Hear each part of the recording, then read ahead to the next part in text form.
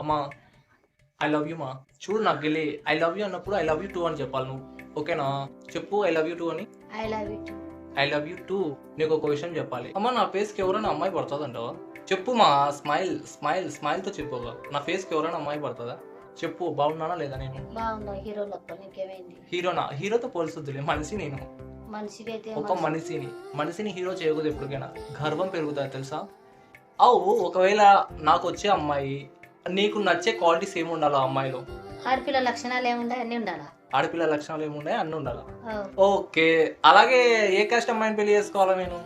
మా క్యాస్టే. నాకు తుర్కల పిల్ల అంటే చాలా ఇష్టం. ఆ? చెప్పు. అంటే నీకు బిర్యానీలో ఇష్టం పడింది అన్నమాట. చెప్పుమా.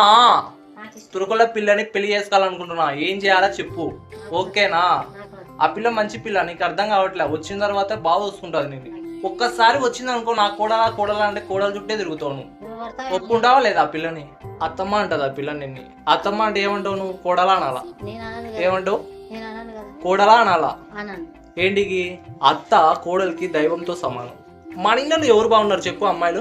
చెప్పు. సర్ది కట్టుకొని పోదాం గెలిపితే మచ్చు ఉంటుంది. అంటే తుర్కల పిల్లలే నచ్చారా నీకు అసలు? లేదు, ఏంటికి? మన క్యాస్ట్ వేరే వాళ్ళ క్యాస్ట్ వేరే. అట్లా కంపేర్ చేయకూడదు. మనమందరం ఒకటే. నువ్వు అనుకుంటే మనమందరం ఒకటే. ఆ పిల్ల ఎవరు మనం ఎవరు? తుర్కులు ఎవరు మనం ఎవరు? నేను అనుకో. ముస్లిమ్స్ ఆర్ హిందూస్ ఈక్వల్ మా. పెళ్ళైనాక ఆ పిల్లని ఇంటికి రానిస్తారా నీవా? ఇంటికి రానిస్తారా? అయితే ఆస్తి రాసి దింకపోతే ఇంట్లో నుంచి.